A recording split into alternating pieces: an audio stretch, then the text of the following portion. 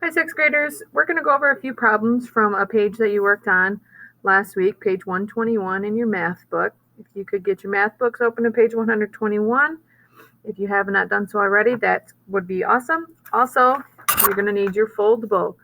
Make sure you have your foldable with your math stuff in case you have to take your math stuff home. This is going to be helpful for all of chapter 2, and we still have a couple more weeks in chapter 2. So I want to go over problems 2, 3, 6, 10, and we'll do 11. So for 2 and 3, it says write each percent as a decimal and a mixed number or fraction in simplest form. Well, we're looking at percents, and we want to write them as a fraction. So I'm going to grab the foldable, percent to fraction. It says put the number over 100, drop the percent sign, and simplify. Okay. So I want to write this as 600 over 100, and now we simplify. Well, that is an improper fraction, so we want to see how many times the denominator goes in the numerator. Well, how many 100s make 600? You should have thought in your head 6, and that would be the correct answer. So 6 wholes is actually 600%. Now, number 3 is going to be slightly different because if you look, this is a decimal percent. So we have to first change it to a decimal without a percent sign. In order to do that, we move the decimal point. What does our foldable say? So we wanted to do percent to decimal here first. Percent to decimal. Let me open it. And move the decimal point 2 spots to the left. So it is currently right here. Left would be that way. 1, 2. New decimal point, fill in with the zero, with zeros. So this is actually 0.0015, which, how do you read that? Well, it's 4 decimal places. So if I look at the back of my foldable, 1, 2, 3, 4, it's the 10,000th place.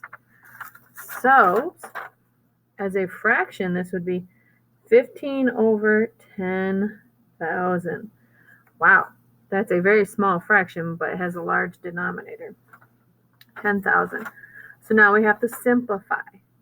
What could we divide by?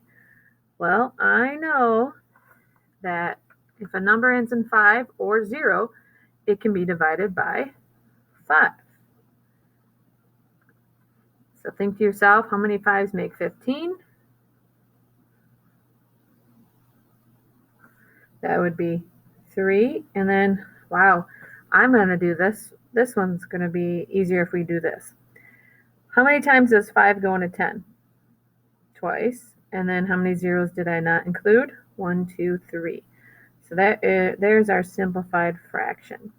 So I hid 3 zeros and I said, oh, what's 10 divided by 5? 2. Then I just put those 3 zeros back into my denominator.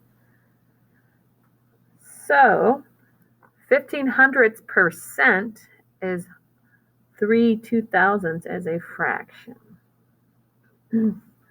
Okay, next problem you could have done last week. Write this mixed number as a percent. So we want fraction to percent. It says get the denominator, I'm looking at my foldable here, fraction to percent, get the denominator to be 100. Well, if I have a whole number, 9, I know I'm just going to have 9 in my answer to start with. But I want to change my fraction to have a denominator of 100. So I multiply by 25 because there's 4 quarters and a dollar. Well, 3 quarters would be 75. So this would be 9 and 75 hundredths. As a percent, that's 975%. Alrighty, 2 more to go. The next ones, we're going to write each decimal as a percent. Decimal to percent.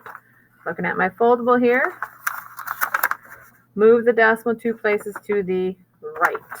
Okay, I'm going to do this, rewrite it here. I'm going to go 1, 2. New decimals at the end. So this is actually 264%. So that's more than 100% because my whole number is more than 1. This one, again, we want to move the decimal 2 places to the right to make it a percent. 1, 2. So this one is 0.9%, a very small percent, not even 1%. Very, very small. Okay, so those are just a few problems that you should have worked on last week, Friday. If you have any other questions, let us know.